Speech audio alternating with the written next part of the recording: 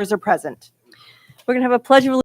Rise and put your hand over your heart. Councilmember Contreras is going to lead us tonight.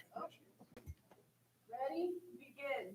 I pledge allegiance to the flag of the United States of America and to the republic for which it stands, one nation, under God, indivisible, with liberty and justice for all.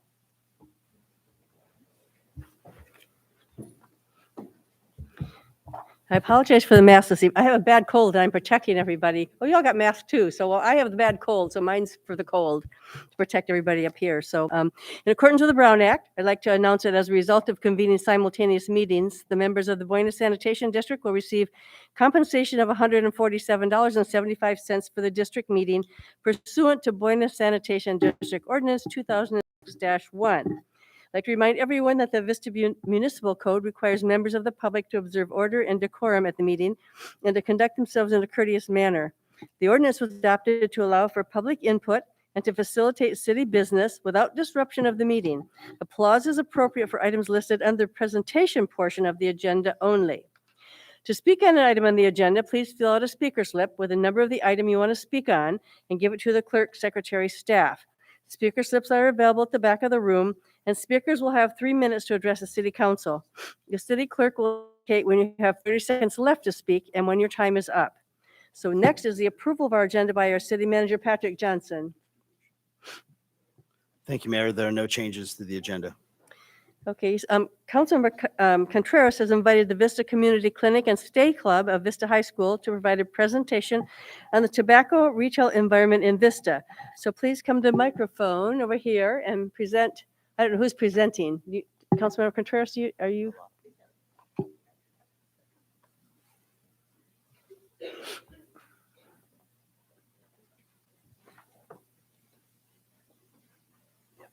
You're good.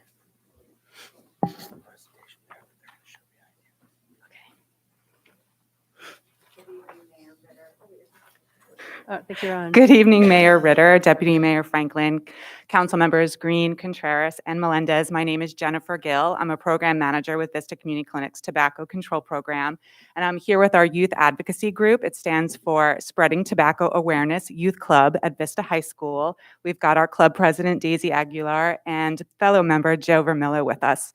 And we're going to talk about the role tobacco retail environment plays in youth tobacco use. Several years, smoking continues to be the leading cause of the United States, with almost 500,000 deaths each year as a result of tobacco-related illnesses, costing almost $300 billion in annual healthcare costs. And when we look at different groups, so when it comes to youth and vaping, according to the latest National Youth Tobacco Survey from 2021, there are over 2 million youth that are currently using every day, which is a sign of nicotine dependence. And research suggests, 90% of adults start using tobacco products before something happened. 90% of adult smokers start using products before the age of 18. Is the microphone still working? Okay, so moving on, great job targeting the youth population with creating products that look very attractive and hard to resist. And they also since they look like everyday products, they think they're safe and they should be used just like anything else. They walk into a store, they're inundated with products. You see in that picture on the left or on the back wall of that pharmacy, they're in bright, colorful packages, often placed in stores near youth-friendly items like candy and sweets. And then social media has been a big boon for the tobacco industry. They've taken advantage of advertising on social media and hard to resist. So what are regulations in place that help reduce tobacco access by youth population? So retailers in the state of California need to purchase a license through the California Tax and Fee Administration. And then at the local level, cities can have a tobacco retail license program that gives that local control on how products are sold in their city. So City of Vista has a tobacco retail license. It was actually one of the first in San Diego County. It was adopted back in 2005. And the fees that go into purchase that license go into administration of that program. So it gives that local control of how things are sold. But over time, the tobacco industry has evolved, and how they promote and sell those products has also evolved. So it's important to take a look at our existing regulations and see how they can be strengthened to combat that evolution.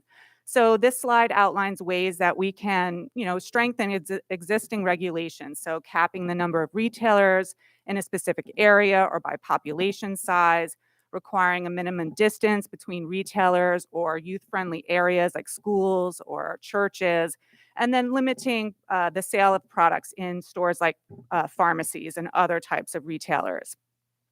So we worked with community advocates, volunteers from Healthy Vista Coalition and Poto Popular, as well as our youth club, to observe about